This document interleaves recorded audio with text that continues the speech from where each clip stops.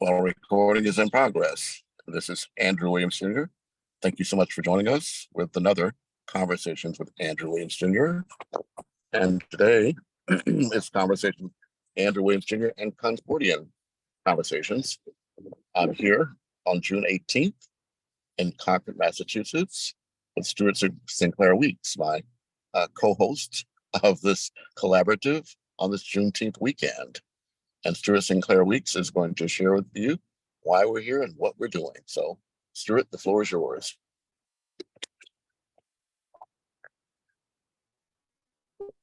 Who do we have with us? So, I'm going to pick up from where we were. Was that recorded? What was before? Start fresh. So we're starting afresh, friends. We are in front of the First Parish Church in Concord. I want to show you it.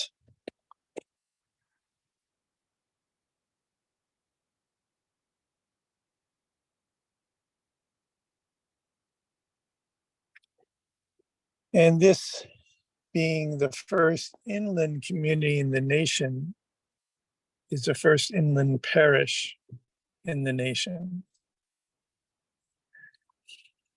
Concord was the home of the spirited praying Indians. It was, as noted, the first inland community. It was the crucible of the American Revolution in the home of some of America's most prophetic voices: Emerson, Thoreau, the Alcotts, Hawthorne's, Margaret Fuller, and other lesser lights that nevertheless burn brightly. Coming up to date and with respect to our theme today, the theme is,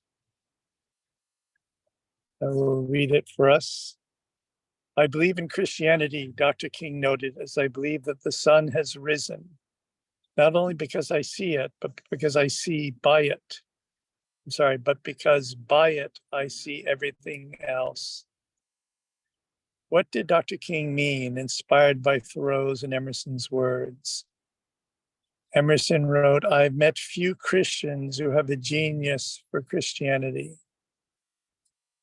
These are words by Thoreau. Emerson goes on, in an altered age, we worship the dead forms of our forefathers. The world holds on to a formal Christianity, and nobody dares to talk about the heart of Christianity for fear of shocking. So once again, I believe in Christianity, Dr. King noted, as I believe that the sun is risen, not only because I see it, but because I see, but because by it, I see everything else. Thoreau, I've met few Christians who have a genius for Christianity. And Emerson, in an altered age, we worship the dead forms of our forefathers.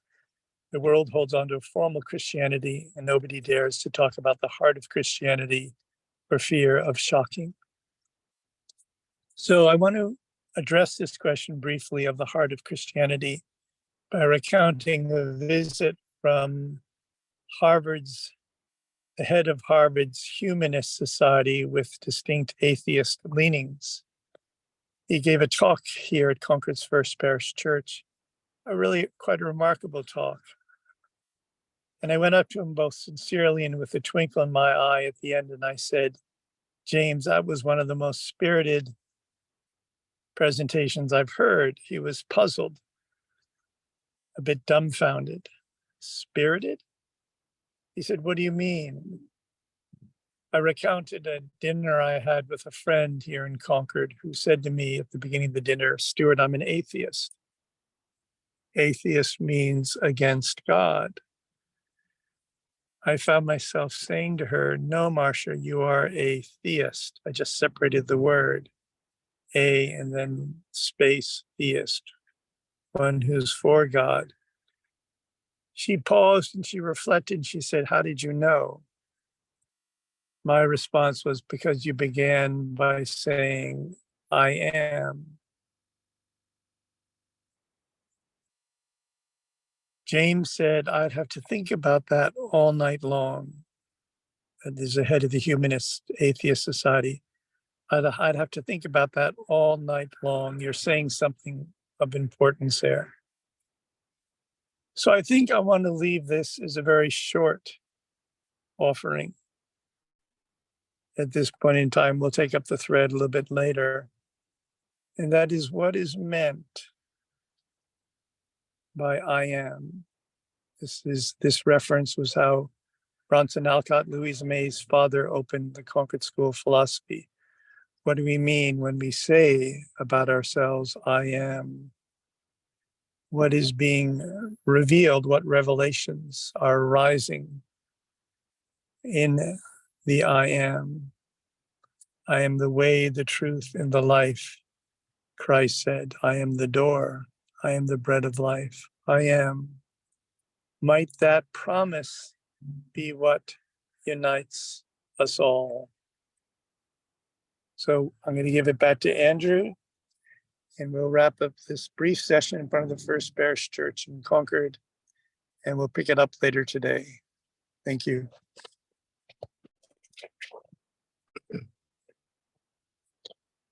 Well, thank you, Stuart Sinclair Weeks. This is, as I said, Andrew Williams Jr. And we're among the other things, Concord is known for being a home of several literary authors, but also the home of the transcendentalist movement.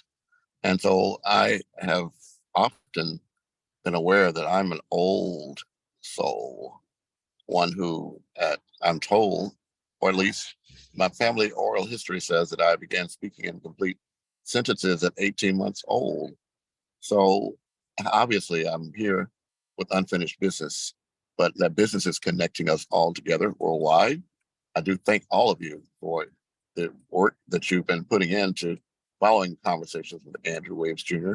since we launched in 2013, and inviting all of you that are on our network now, the AHIABGA-TV network, on Facebook, that's also streamed on nwnlive.net, to be able to join us, subscribe to our channels, and be able to then know what's coming up.